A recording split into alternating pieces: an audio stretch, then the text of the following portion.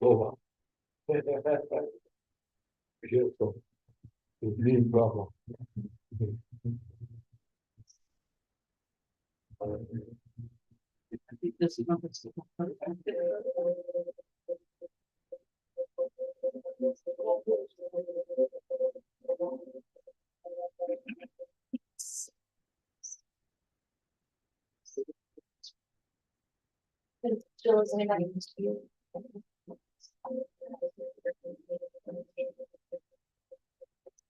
That's, you know how to.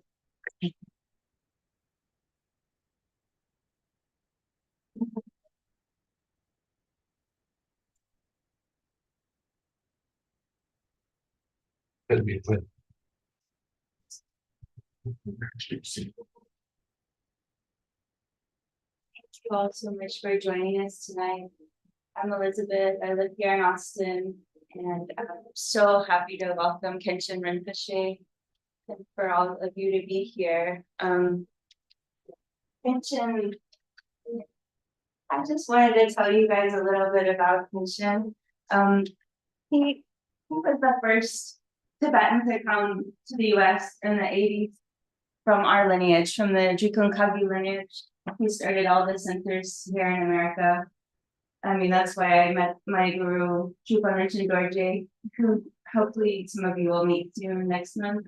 And he's just responsible for starting so much Dharma study here. It's amazing what he's brought to the West and started centers here in America and also in Europe. And he's just extremely revered in his lineage. So many of the amazing teachers have studied under him and consider him their guru. And just the amount of study that even a regular Khenpo has gone through is amazing. It's like a doctorate, like a PhD in religion. And then on top of that, he's teaching those Khenpos. So he's really incredible. And he started his own publishing company, published many books, translated countless sadhanas into English.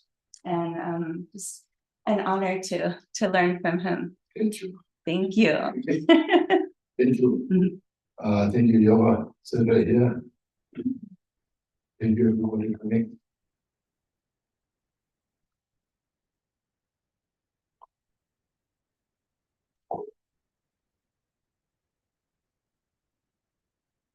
Je suis très heureux de vous Thank you.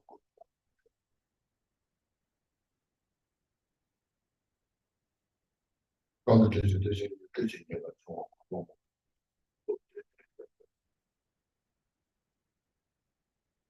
我觉得都是那别的。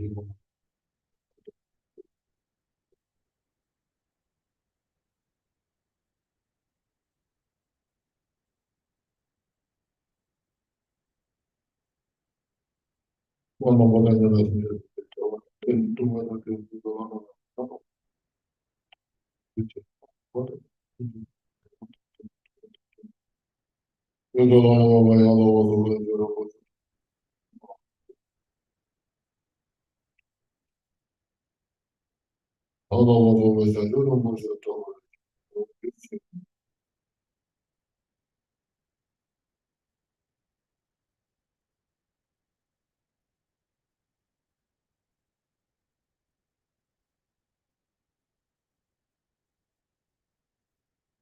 Good evening, everybody.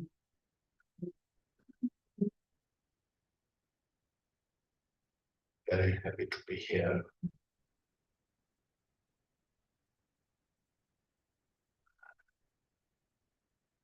So we have few programs teaching this weekend. So today I was asked to talk general introduction on Buddhist teaching. Most of you know, you have read many books, you've heard of many different stories, and I'm sure you have met many different types of great teachers. So maybe I have not things to say so much. But just what I say when I say things, it's just reminding.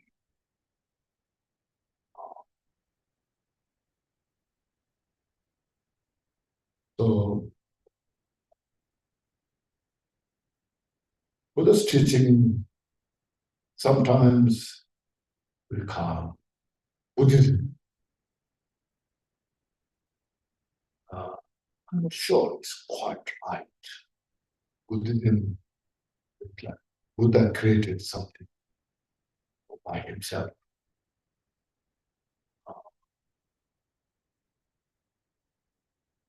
Buddha came in the world over 2,000, about 600 years ago.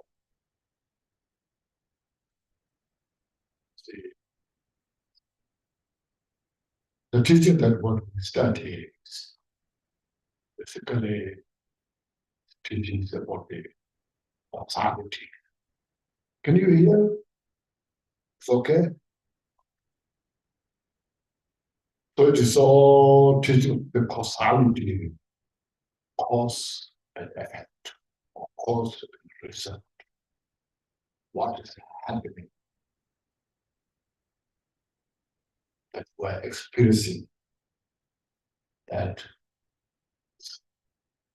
result of our action that we did in the past. So what we're doing now is that action we're making physically, mentally, is the cause that brings the result, even that moment, and also for the future.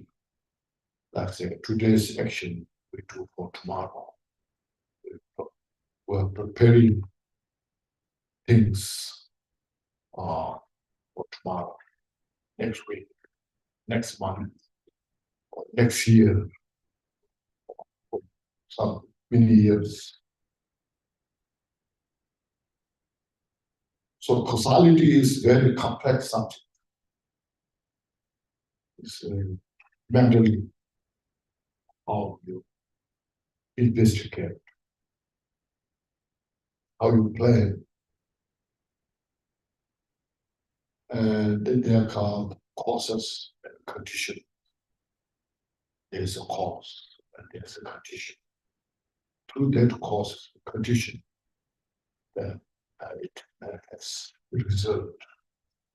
Like say, if you plant corn on your field, the corn is the cause to grow corn. That is not enough. We need a good fertilized ground. We need moisture. We need heat. All this condition and the cause come together, and the corn will grow. So the farmers, they know well. They studied for many years how to be a good farmer, to harvest. The same thing is outside causes, inside in the mind as well. It's a definite, it's a special causes that we create, and it brings the result. So everything functions within the framework of the causality. So that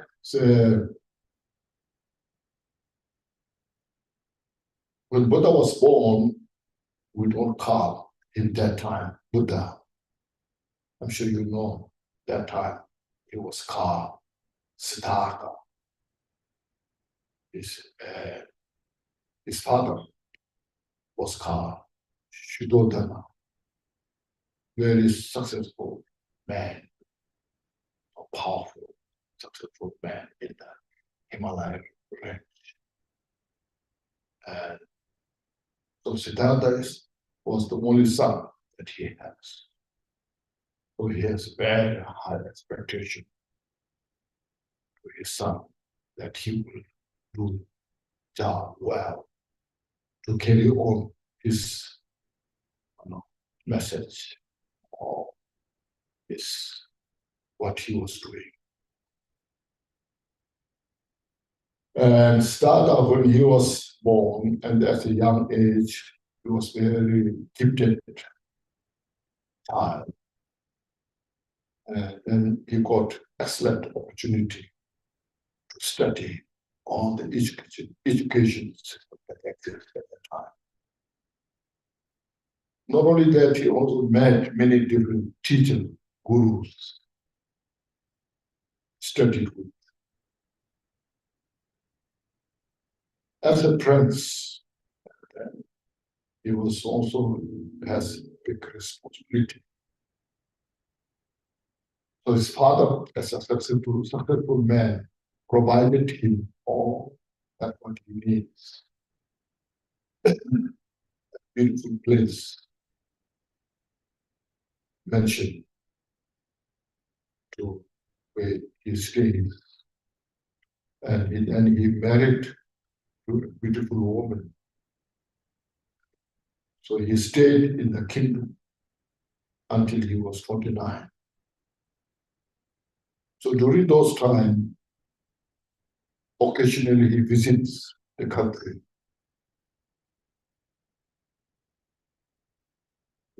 Looking at the people of that time. That some are rich, some are poor. He observes very carefully. And as his father was a king, so he was thinking, when I enthroned as a king, I'm responsible for the country, provide all the things that they need to the people of that country. So he was contemplating on all about those things. But he was highly educated. In what way? He was thinking for himself as well. Right now I have all things that I need.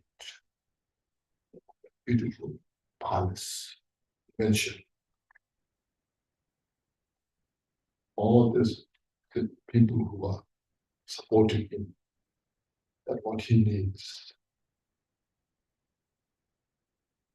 So like me, so all the people in the country also there want peace and happiness. So occasionally he sits under a big tree, contemplating, so what is happening, what I can do, what they need. And like from the material point of view, he was looking himself, I have everything, what I need. But from the mental point of view, still I'm not satisfied what I have. What if I want that, that, And also people in those, as I mentioned, those are rich people. Their life is so good. At the same time, there are a lot of poor people under privilege. He was thinking about that also. And then he was also observing people there. There's some are getting sick. how I can help to those. And then there are some people that are getting old, becoming so old, cannot see well, cannot hear, walk well. And then sometimes you see the people who died, all the families are crying. So please don't leave us. You know. So like this, he was carefully observing those.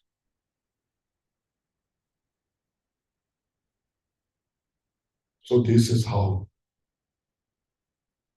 the life is at that time. Still now, we have that.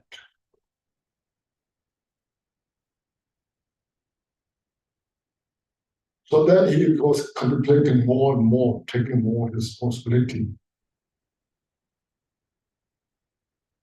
to help the people. So how I can help to those who are aging, those who are getting sick. Physically, yes, you can provide medicine.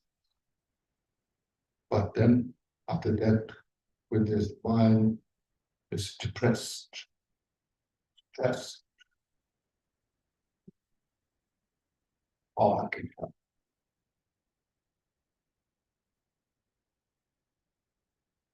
Especially at the time of death, a dying person and people who are living with that a lot of agonies going through. So how I can help. Because they are the ones really need the help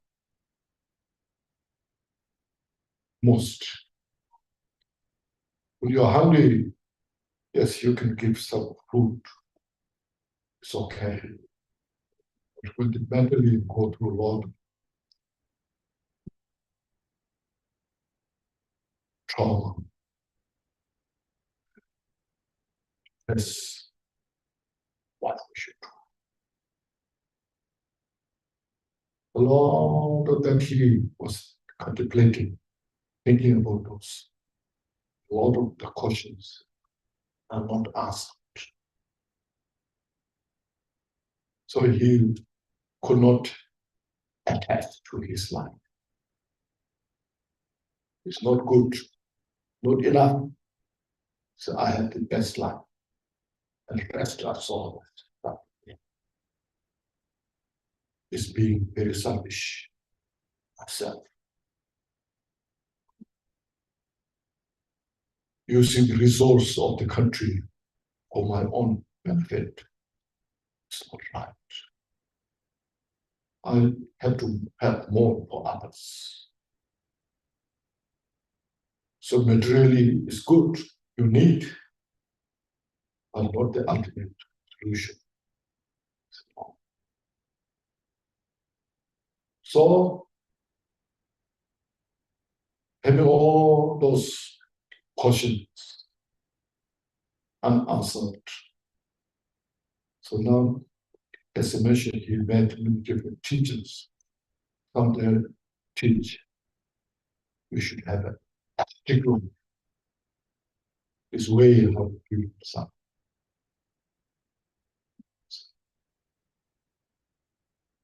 So then, when he was 29, he renounced the kingdom.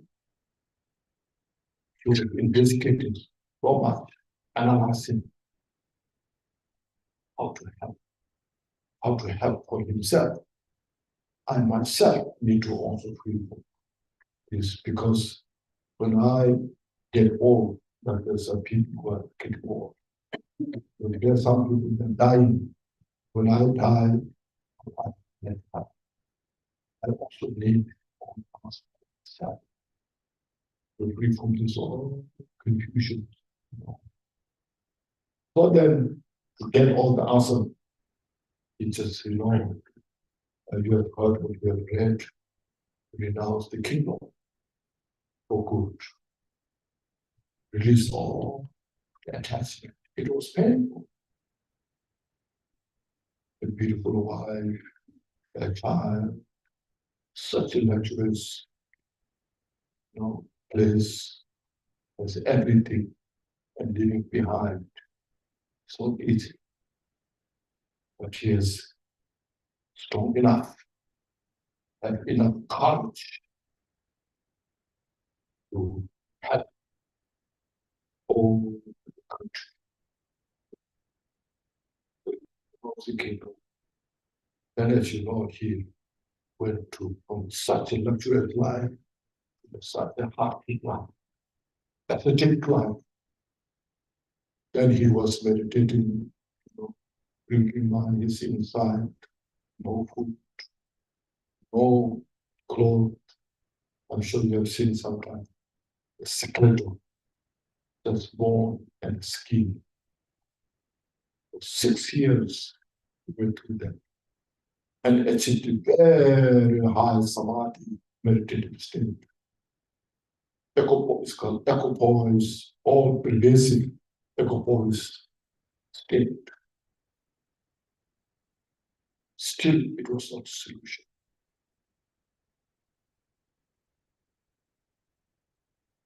That's just we should say to the dead end. Now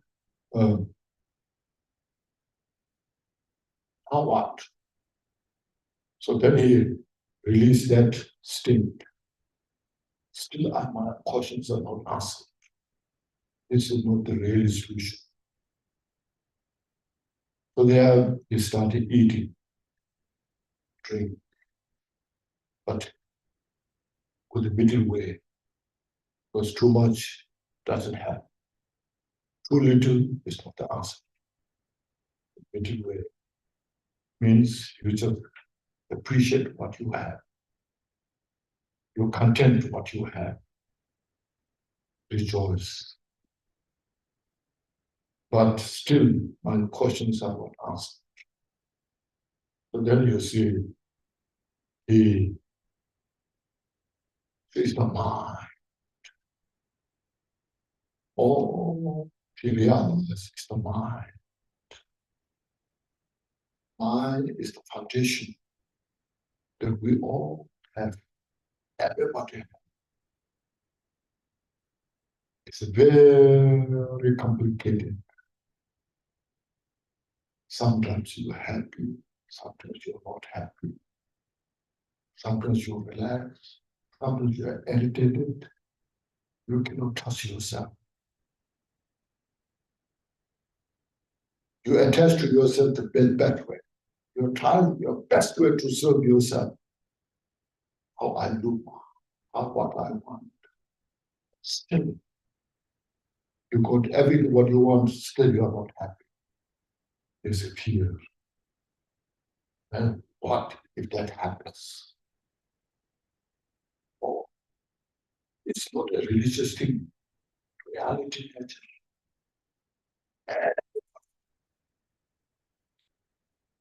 If you don't believe anything, but still you have that. We have hope and fear. There's always hope, but there's a fear.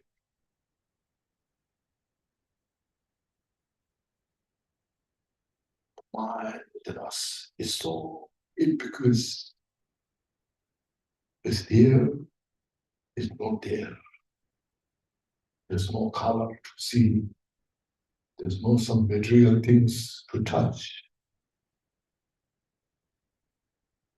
So he said, now a lot of those psychiatrists, scientists, they say the brain is the mind that we have that much. So measure the brain, isn't it? So this brain here is thinking this good, suffering, happiness, joy, all this here brain, But brain is just small piece, flesh in the skull. Can you imagine mind is bigger than that?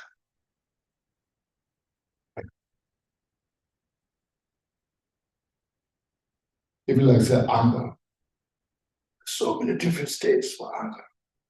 Small anger, little bigger anger, and stronger, and then rage, the state of the unconsenting attachment, desire, pride, jealousy, and all that you see in the mind.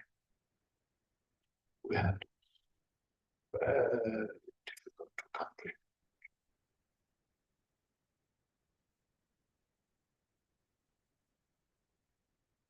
When our mind is peaceful, calm,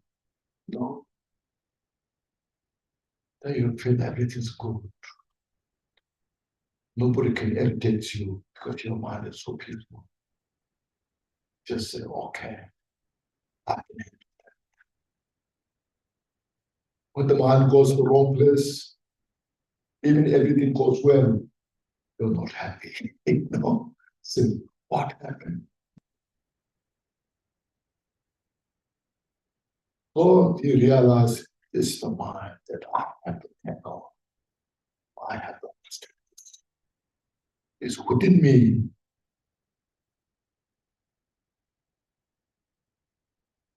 So to do this, you realize there are three important points you have. First, you need a good discipline of the mind, avoiding all these negative thoughts. It's called mental affliction. And maybe not enlightened, but still at that moment, reduce all those matters. There are three. It's called ignorance, attachment, aversion. And temporarily release from these and welcome and establish your mind. It's called moral ethics. It's called Shila in Sanskrit. Then on the basis of that need such a contemplative equipoise of the mind. The mind very peaceful. Not just with the peace, but the more samadhi, meditative state that anybody can achieve. But then after this, the third one is called special insight, prajna, special intensive insight that will help to penetrate the nature of the mind itself. So I need these three. Without these three,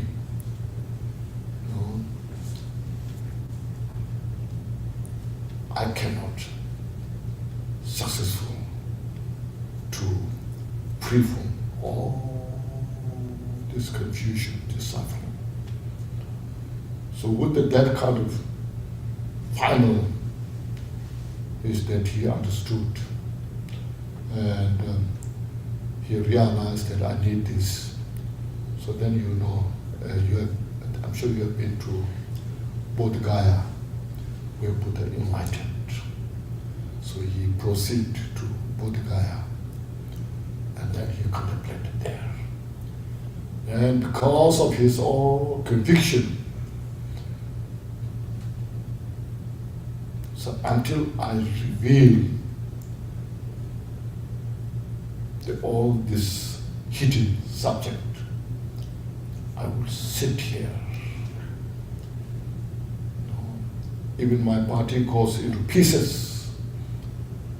I will never move from this seat. And he sat there, meditated. Through that determination, courage, strength of that mind, no inner outer forces to do whatever is happening.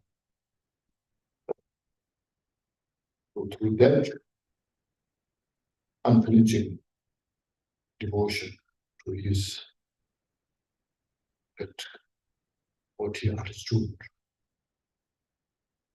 and fully awakened the mind. Buddha, Sanskrit, Buddha means fully awakened mind. So then everything becomes obvious, clear. Okay. So now he himself, he was so grateful. I did this. I got total, absolute benefit. Now I don't have any questions. All my questions are answered. You see, where he was experiencing, he contemplated himself, meditated. So from that point of view, he was second, 90s, where he was studying, investigating, and practicing himself. And and he understood limitless matter. There's no beginning to the universe. There's no end to the universe. And the space has no limit.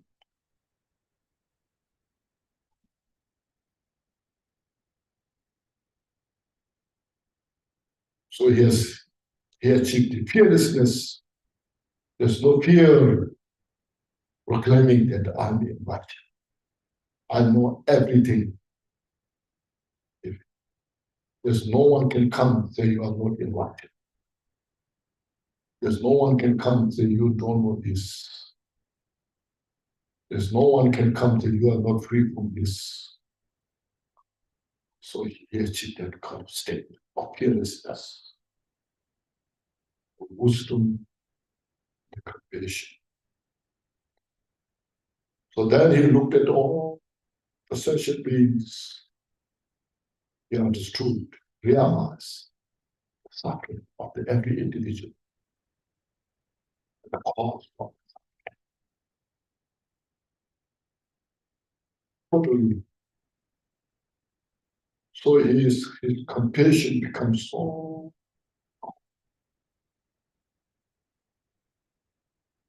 We all depend on each other. My happiness is dependent on the other sentient beings. Without the other sentient beings, I alone can sustain, cannot function. It depends on others. We all interdepend.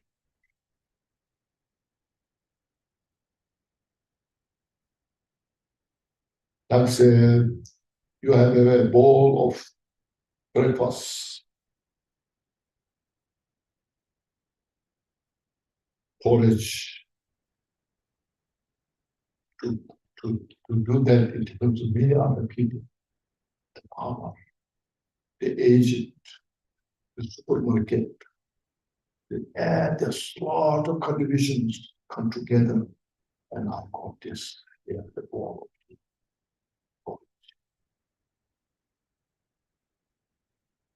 If I'm in this desolate place, there's no one, I won't have this bowl of porridge. So he was thinking of all the surgeries, how much I depend on others' kindness, their hard work. Such strong compassion is called indomitable compassion. Yet then everybody desire for free from suffering.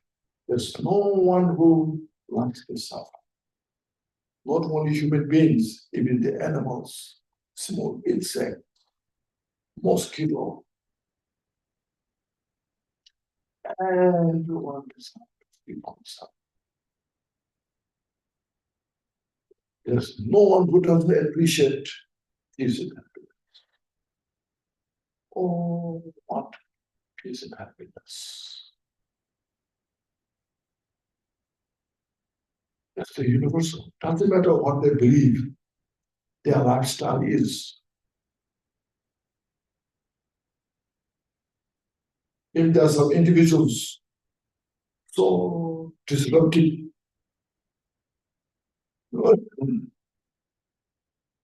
ruthless, but for them, they don't like suffering. They are creating a lot of suffering for others, but they don't like suffering for themselves. You know.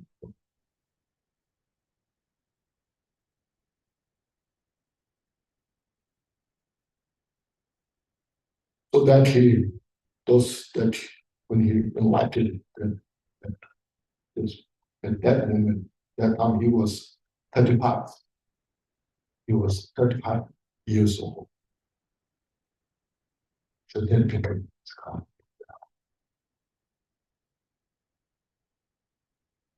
really awakened. Then he went from Bodh Gaya, he went to Varanasi, Sarma, and he positive.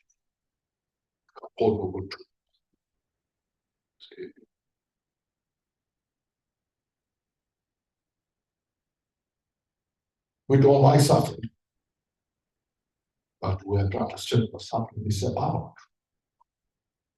The Four Noble Truth, the truth of the suffering, the truth of the cause of the suffering, the truth of the cessation, which is free from suffering, and the truth of the path to achieve the cessation. He introduced that first. The Four Noble Truths are the framework of it is foundation. All the Buddhists, we have to understand that Four Noble Truths. Everybody acknowledges that.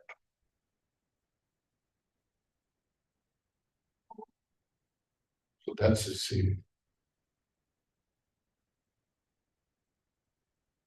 Right now, what we're looking, what we don't like the suffering is just suffering, obvious suffering, physical pain, mental pain. You don't get what you like, what you want. You get what you don't want. We know these are suffering. We can't answer suffering, but we don't know. Underneath, so there's called suffering of silence. The second is suffering of change. Our temporary peace and happiness we have, what we're looking for, we want to have good weather. We want to have good life, good place to live, good clothes to wear. Of course, everybody wants that. And it should have everybody. But you ask if that is the solution of the suffering. So that's not the solution of suffering. I say in the morning, breakfast, you are hungry. There's a lot of people walking in the morning, people breakfast, and then after something they feel so hungry, you know. And let's go to a good restaurant. I'm so hungry. You order a delicious meal, and then after plate, you really enjoy. That's so good. I was really hungry. So you feel so good. Now that gives you joy, happiness, you know. Why you just ask if this is real? You order the second plate. And then you feel something, you know. So you see, that's not the real or your peace and happiness, you know. It's that happiness, joy, experiencing in the first place. And if you say food, if you order a second time, it becomes a cause of suffering. This called suffering of change. And it's not being a negative, but it's being a realistic. So that's when now the doctors will tell you what to eat, what not to eat, you know. All food that enjoy is not really good for you. Sometimes you really like that, so I can't eat and it was not good for me, you know.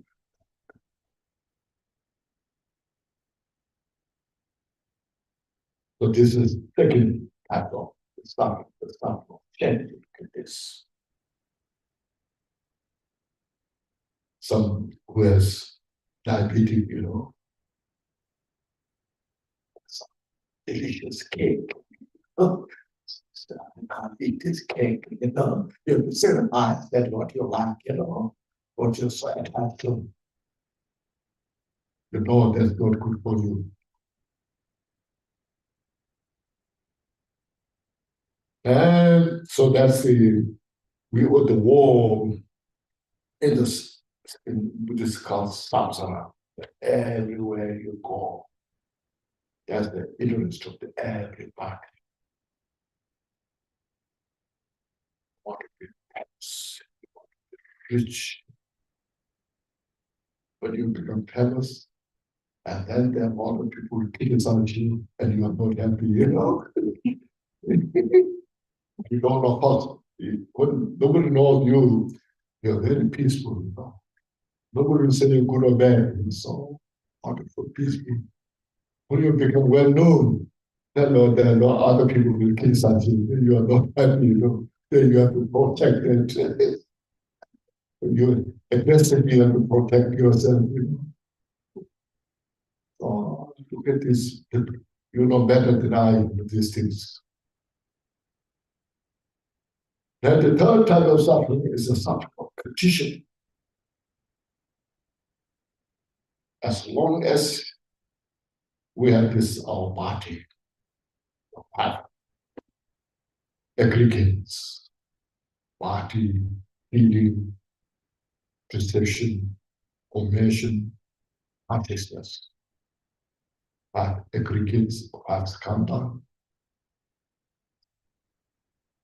But the good health, not good health, whatever were condition of suffering, condition of decay.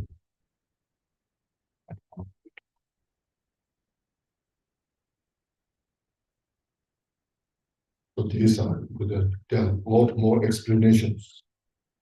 I'm sure many of you have studied more. But now how to get out of this? And first, you see, you understand your mind, as I mentioned. First, we start taking care of the suffering of change. You practice the contentment. There's nothing wrong with to be a rich or famous. You can be rich, you can be very famous, doesn't matter. But you just content, appreciate.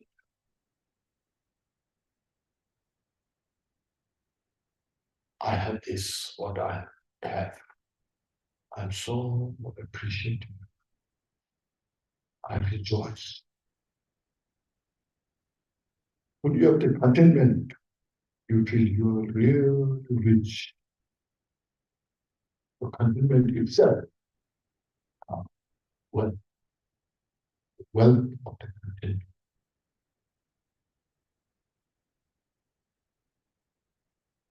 As I mentioned, if you got a breakfast, maybe not so good, but you got just enough. And you appreciate, you rejoice. I'm so happy I got this breakfast today. I'm very appreciative. That will bring you joy. Happiness.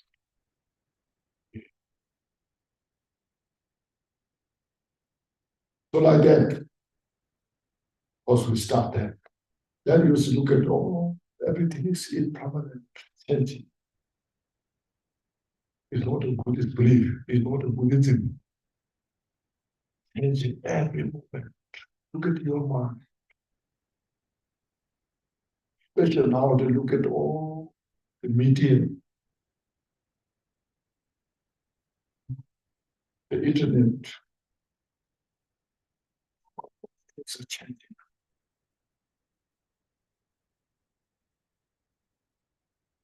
Look at this. And within them, everybody desire for peace and happiness. They're making war for peace. It contradicts, what's stated for peace. I'm making war. Look at all the weapons produced. For what? A lot of people are suffering lack of all the needs. But in the midst of this, how much money is spent for the weapons? Billions and billions are spent on weapons. Just to kill people.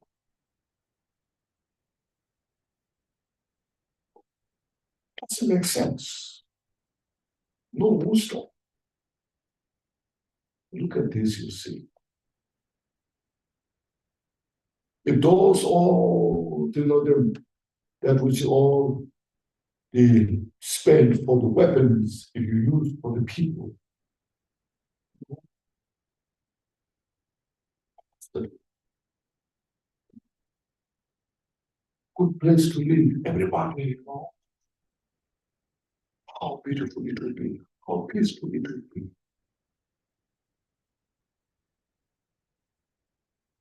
Because we try to dominate each other. That is because the mind is all protected the mind. The world is protected the mind. My life is protected by my mind. It's a reflection of my mind.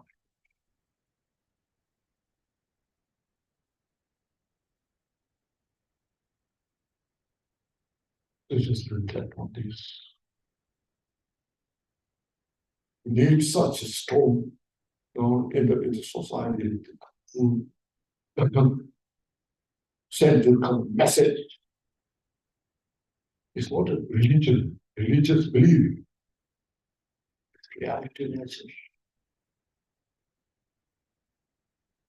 There is no causes and conditions. So our own mind, to take care of our own mind, as mentioned, we need these three things.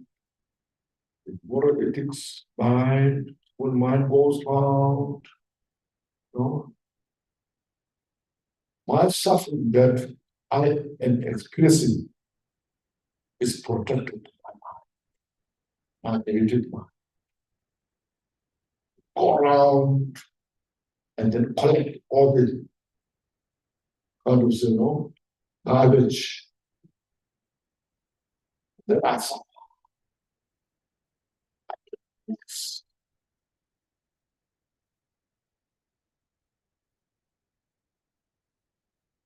When I think of for others, may everybody have more peace and happiness. Maybe those individuals who hate me, may that person have all peace and happiness. May that person free from all the suffering. Let's contemplate on that. It will bring such a great peace in your mind. So, then put the top. So this is the one. Because everybody has love and compassion in it. Even not just only human beings, even small insects. When the insects give birth of their fire, is offspring, how much they take care to survive their offspring. They are so ignorant, so stupid, but they try their best to take their offspring. Yet, but look at the bird, or the bird lays egg. From the egg, chicken comes. How did she protect her chicken? She risks her life. It's out of love. Nobody taught that. It's inborn. It's innate. So innate nature of all beings have this basic goodness. That we are survived. We survive our mother care. The day we were born until we were grown up.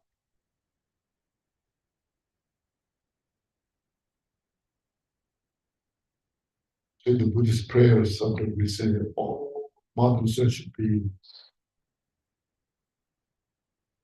not just human beings.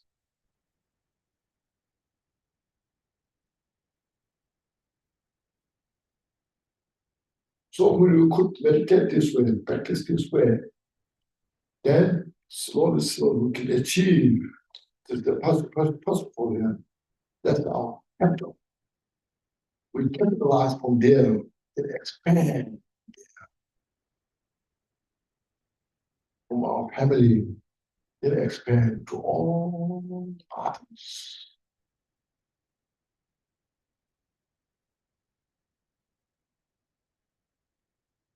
So it's everything's interdependent, especially. To develop that kind of mind depends on yourself and others. Without others, I cannot develop my love. May this cup has all been sorry. No. I can say, may this cup be have all the happiness, you know. I cannot say. I cannot say this cup be free from suffering, you know. But those sentient beings, those who have consciousness, mind, then I say, then may they have all the peace and happiness. May they free from suffering. So it's interdependent, interconnected. So we to practice this depends on all others. When the mother has a child, then she can take care of the child. It's interdependent. Thank you so much. I didn't want to see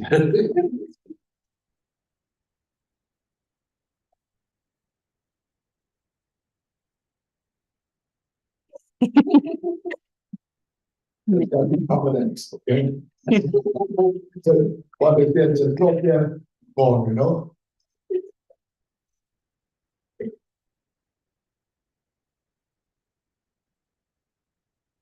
So that's how how Buddha's teachings talk. Since everything is impermanent, impermanence means changing, isn't it?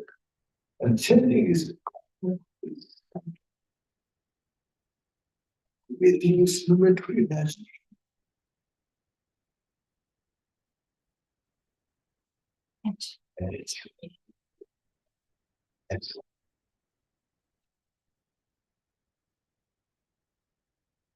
We all know one day I will die, isn't it?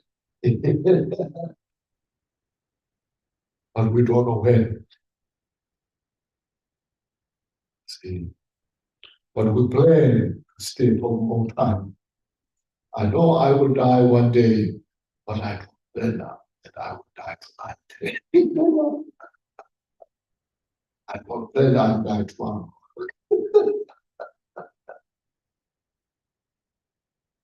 But we have to understand everything's so momentary, history, nature. That's why we should practice this. It's called precious human life. Like a dog. You are a very smart dog. It's something. They work for the police, you know. They're so smart. They say, dog, you just bring the dog here. Say you are a dog. You know.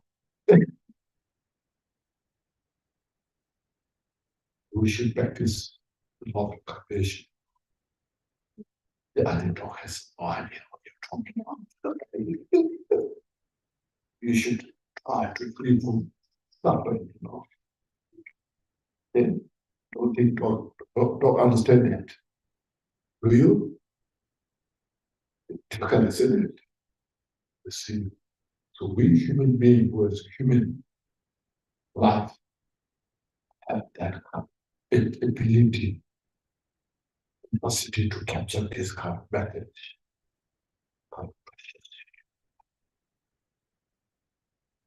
That when you are healthy, when you are young, when your mind is more capable of understanding these things at the time, yeah, accuracy, follow, understand the meaning, and practice, purify your mind, appreciate the mind.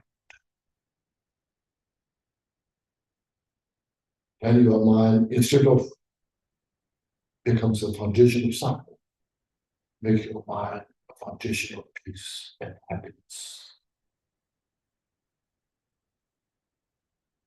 This is not the religious training, belief, but practical approach.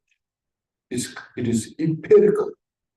As mentioned, everything depends on the causes and conditions.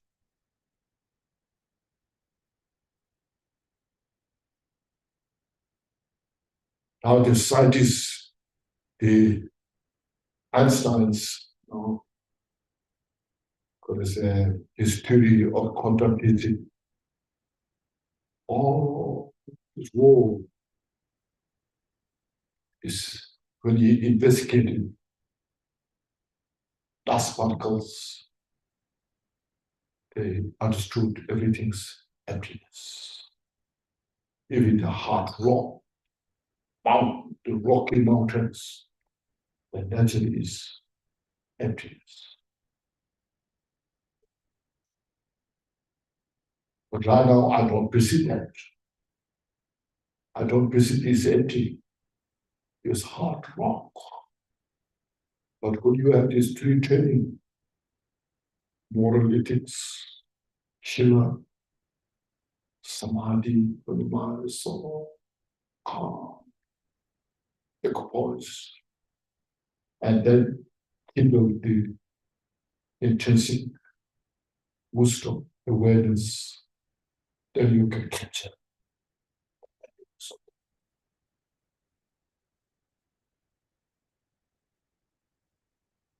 the mind is both way is powerful. To create suffering, mind is very powerful. To create peace and happiness, mind is the most powerful. No other can do that. See, I know so much we're dependent on the machine. When we travel, we depend on the aeroplane, train, cars. It's all protected the mind. Our mind produced all this. Since mind has no limit, will continue to produce more and more.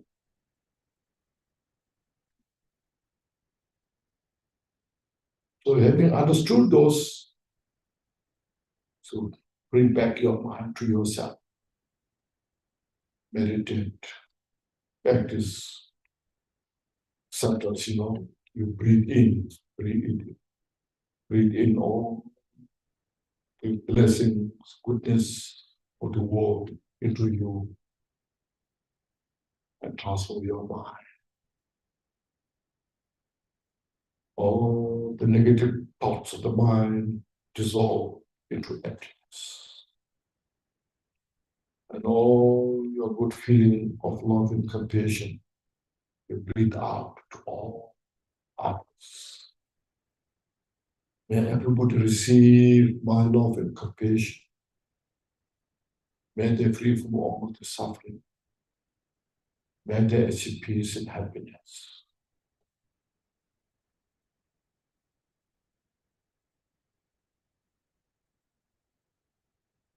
So from there you start. And for the total realization, for total enlightenment.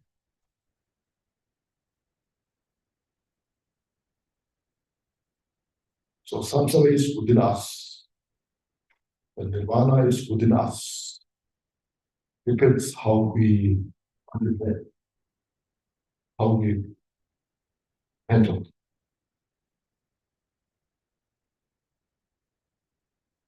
So this is my short talk for tonight.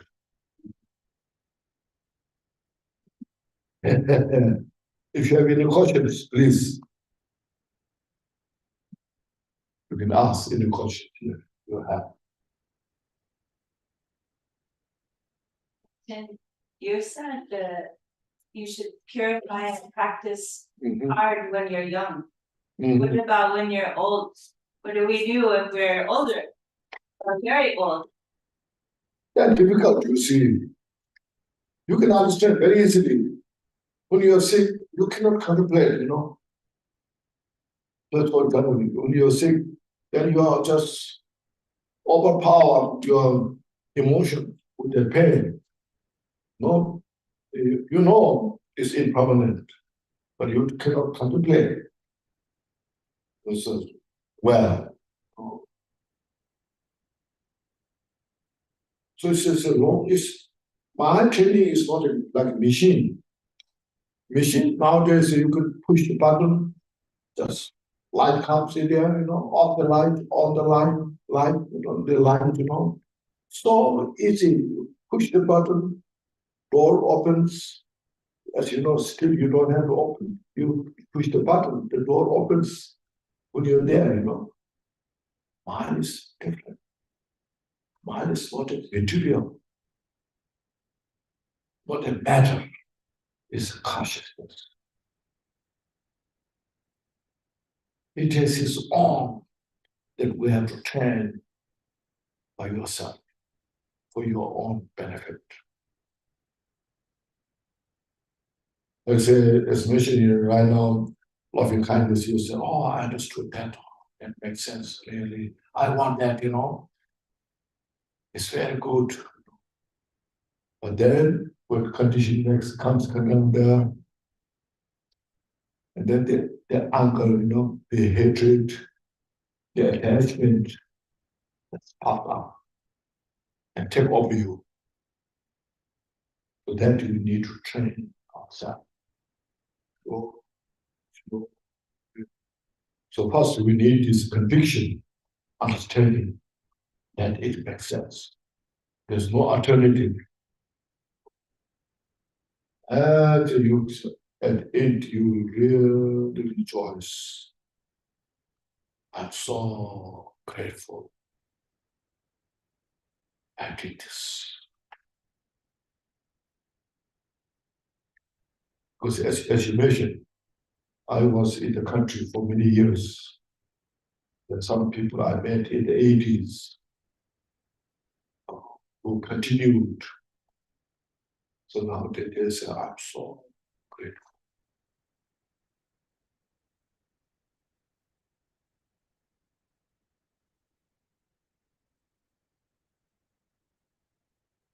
There's some who are there.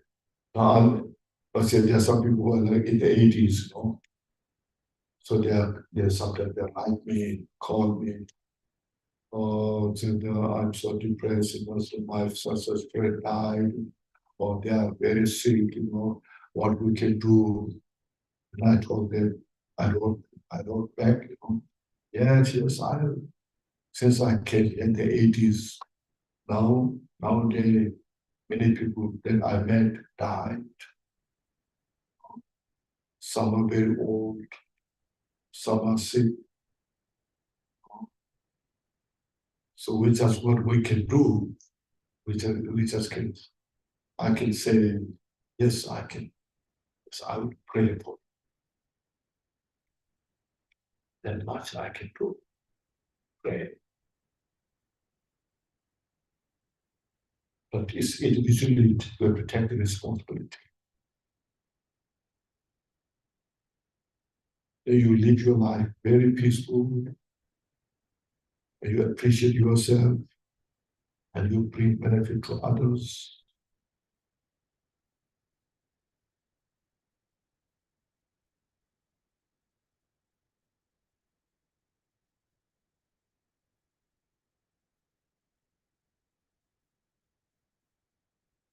Yes. My hearing is not so good. Aggregate. Yeah, my aggregates, yes. Die, aggregates, all that. Yeah, they dissolve. Then how do I know? Will I know if I die that I already died? See, because of this possibility, we have this form, it's called form, this body, we have the body, see, which is composed of 4 elements.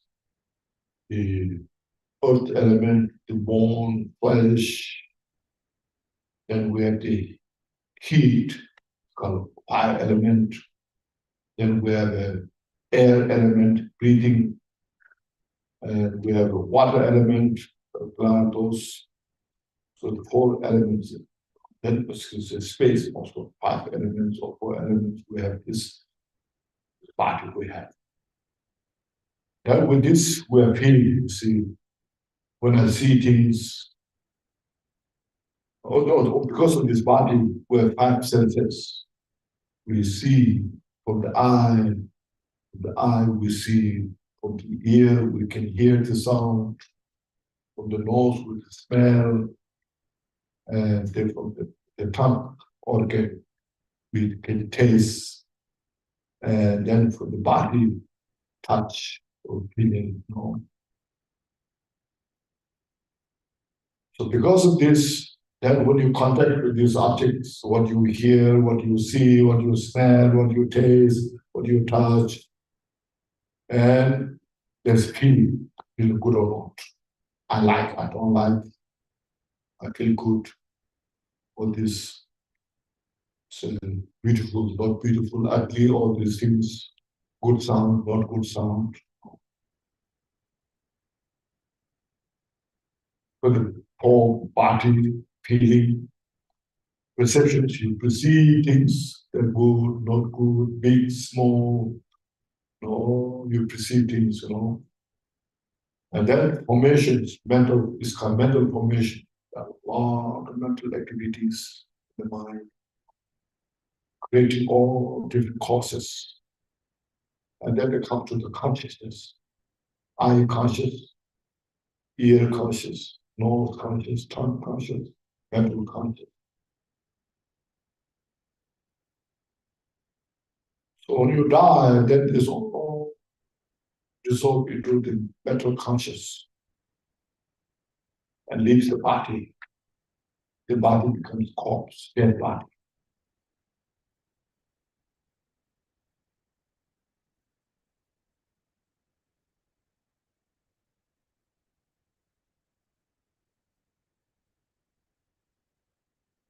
That's when you see that is going to rise like going to sleep. When you are sitting, you are reading books and everything, and you see your mind closer inside, then you can see your book, Yes, and then produce heat in the body, you will have control your salavas coming, and then your breathing is little abnormal, long or short, and then you call sleep. You know, they dissolve into 4 elements, you know. And then when you got total sleep, and you're slowly, you know.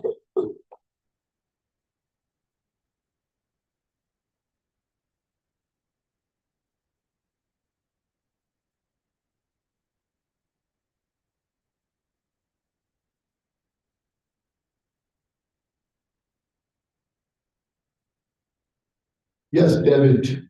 Okay, conditions are effects. Excuse me. Conditions are a result. Condition. Condition. Yeah, condition. Are Cause and condition. conditions. Huh? Conditions come about from a cause. They are causes and condition. As I explained, the corn seed is the cause. And then to grow the seed, you need such a fertilized ground and the heat, moisture, fertilizer, you know, all this becomes the condition. So they come together, grow a nice corn. If something is missing, corn will not grow. All of those conditions. Yeah, all everything we do, we are all conditional. Our peace and happiness is all conditional. Once you realize this, all your natural, as mentioned, through these 3 training, you know, like Buddha has mentioned, when you totally awaken, then your peace and happiness is not conditional. It's unconditional. But right now, since we have not achieved freedom, we are all dependent on causes and conditions, our peace and happiness. See?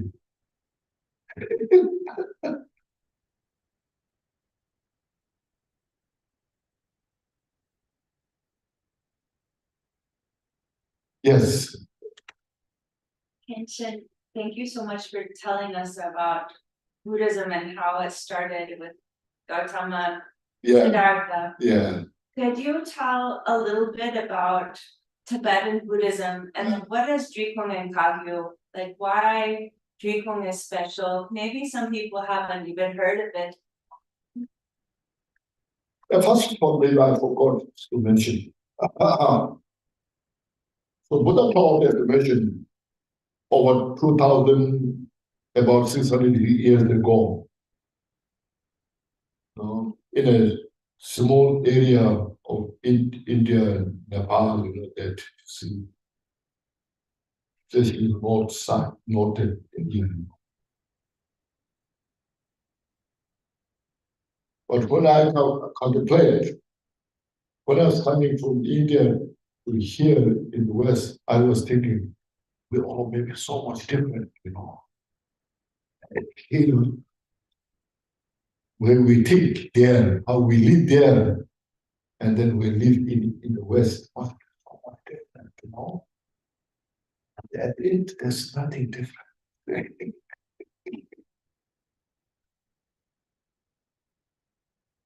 Little bit subculturally, you know, some, you know, way of cooking, you know, and similar, you know. So then, with a thought, big message. I've been teaching for 45 years, from 35. He taught from when he was 35, after HB Enlightenment. And, oh, no, at the end of his life, for 45 years, he taught the teaching. And all those teachings are recorded. There are so many different beings that are receiving those teachings. And the teachings message went to all from that small part of India and went to West Pakistan. Once it was total Buddhist place, Pakistan, Afghanistan. You remember some years ago, there was a big Buddha statue on the rock.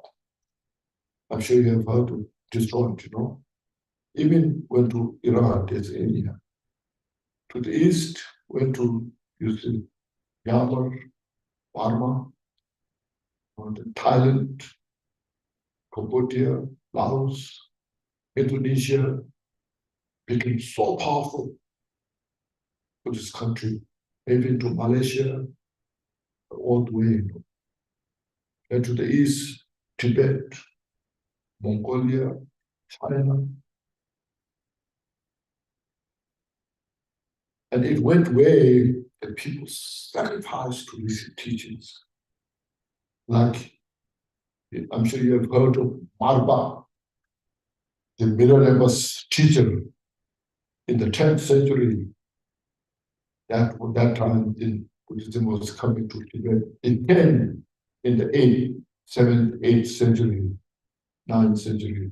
But from the 10th, to become more, what should I say, flourished, So Marba, he went to India 3 times.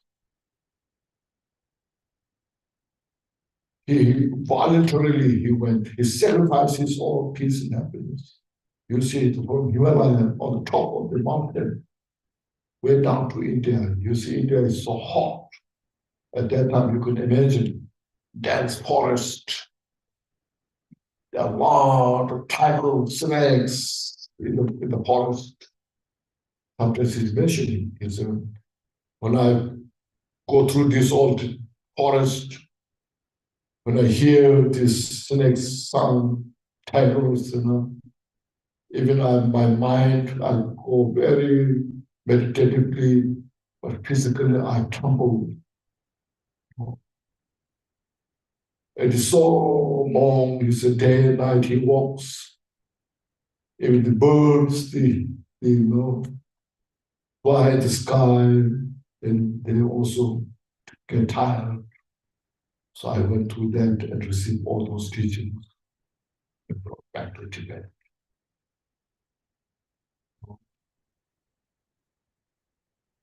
And to prepare a lot of expenses for the journey, because there's no car, aeroplane, train, just walk.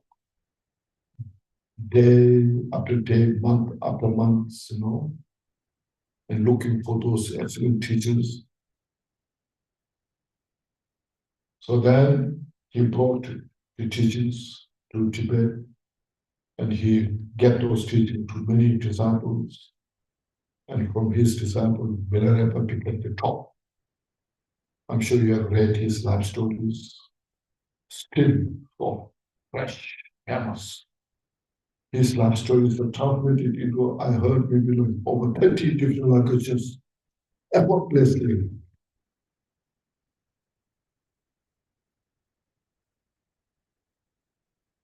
Then you see, then after that, Milarepa's disciple Kapupa,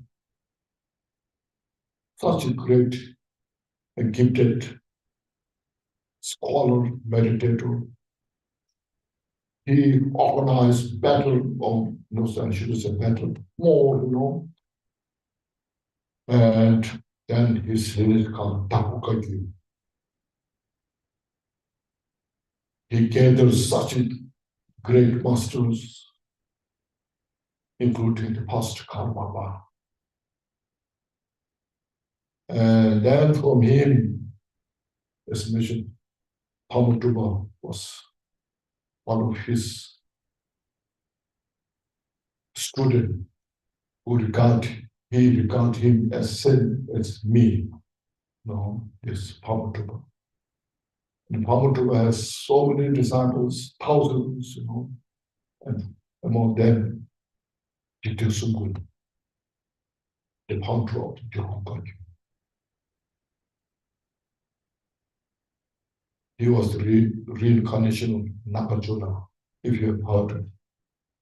Nagarjuna was the greatest philosopher in India, especially the mathematical school. who promoted the Madhyamika emptiness, wisdom. So he was rebirth of the Nagarjuna. Because of that, he was not just rebirth of Nagarjuna, no. He studied rigorously when he was young. He met many teachers. Mostly he reads Buddha's teaching, Gaju.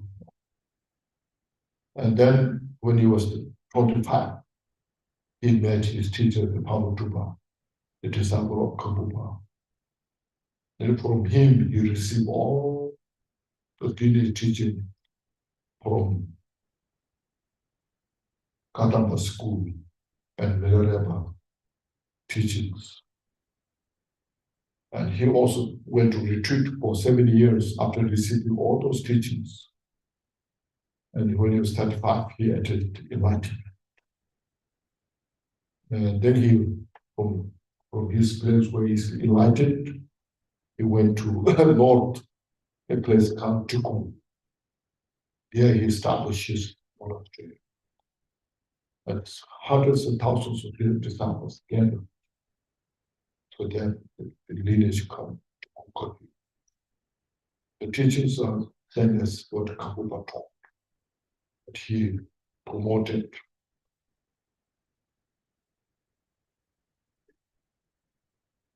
so many great disciples he produced, and lineage became so powerful. And he emphasized everybody who received the teachings must go to the mountain, do the retreat, meditate, practice yourself. Get the benefit for yourself, not just become a scholar, dialectic, but realize. So he becomes so kind of influential that they're useless. Historians they come, all the mountains are occupied by the disciple of Chitta Summa. So that lineage continues.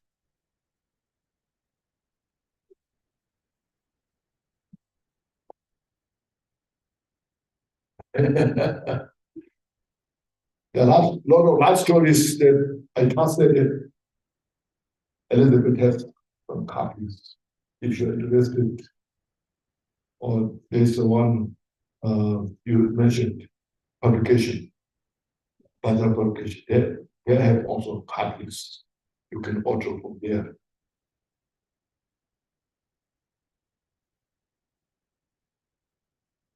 Any questions?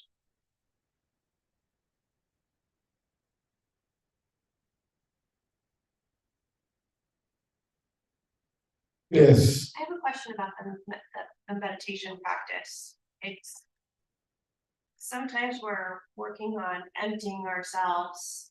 Empty? Yeah, it's just sort of it feels like we're detaching from so many things and just being at peace with some things, but then that can also feel like indifference, like we don't care. Empty. Maybe He move says, closer to him and he can't understand that. Yeah, here. yeah, I need your complete question so that I can say, several. I'm trying to Yes, understand. I see, Yes. I'm trying to understand the meditation practice Yes. where looking at emptying Yeah. and detaching from some things can sometimes feel indifferent, like I don't care. But I do care. Yes. How do you focus your meditation when you're trying to empty and detach to also bring compassion back in, instead of just sort of saying, no, I pushed this away from me, I'm detached. How do you stay present? That's also out of attachment. Oh, You can't say, I can see. yeah. You see, Yes. there after there, you see, after all my life is attached, I want to help. Then that setback disappeared. Oh, now it depends how much I do, it's also attack.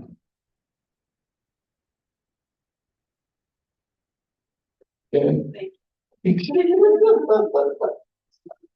And what about when it's the fear of emptiness? Some So- people have fear of emptiness. Yeah, fear of emptiness is out of attachment.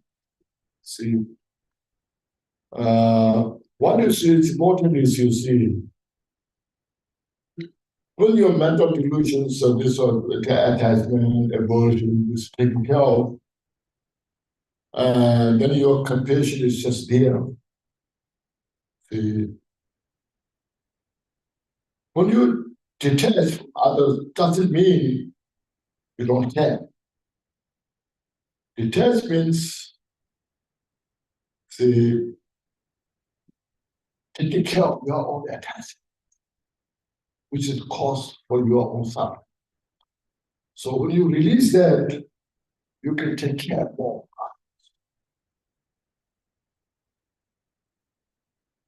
Just an example, one time it's a Tibetan, a mother who lives in Switzerland. She has a few kids. And she says, I'm really suffering so much. They don't listen what I want to. They don't listen what I advise, I ask them to do this, they don't do, and I'm suffering so much, So I said, as mother, yes, you have the responsibility. But I said, don't attach so much your idea. They have their own condition. They are in the world, So I said, you just, without expectation, you advise them whatever you want. And then if you have no expectation, see, and then you just say, I told them what I want. But this now is up to them. It's not me. It's not being a carelessness, but being carefree. And if they listen to you, you appreciate, you rejoice. If they don't listen, then I said, don't worry about it. You just took care and told them what to do, what not to do. Now it's now up to them. So you just relax yourself. So after a year, I went back and she said, that's the best advice that I received from you. It's not taking care, it's not helping them, but you are doing your best, but don't attach to it.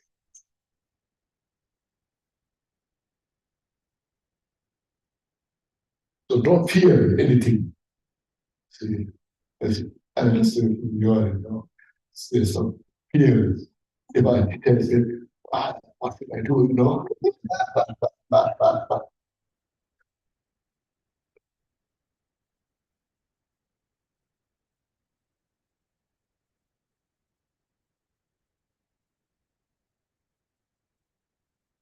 Okay, it's good time now.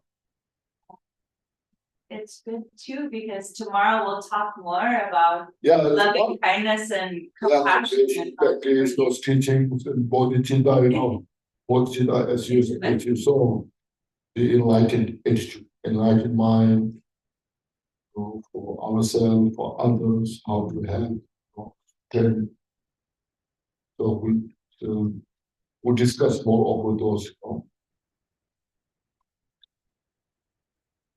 Okay, first, relax. Just here, be now, here, past is past, go now. Everything is impermanent, just go pass. We got here, and I get some talk, it's born. It's all like a dream, illusion. So reflect if you got some benefit from this talk. Before you forget, bring into your mind those talks, those are helpful. Just keep in your mind. I will use them. And if not so helpful, forget it. Let it go, you know. And future is not yet here. And this moment is very momentary. Just see, look at this. And then please breathe in all the good things into you. Loving kindness, compassion, breathing in into you. Inhale. And exhale all your stress. Breathe in fully. And exhale all your stress. Breathe in fully. And exhale.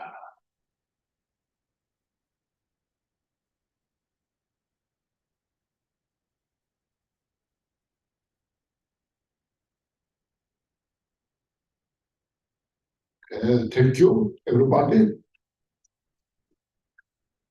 Thank you so much, Khenchen. Yes. And thank you, Claudia and Thomas. Thank you for having us, for having Khenchen here. We're so grateful. We have such a beautiful place and beautiful people show up. Oh, it's so such a beautiful place. Thank you. It's honest to have you here. Thank you for this bit, for organizing, past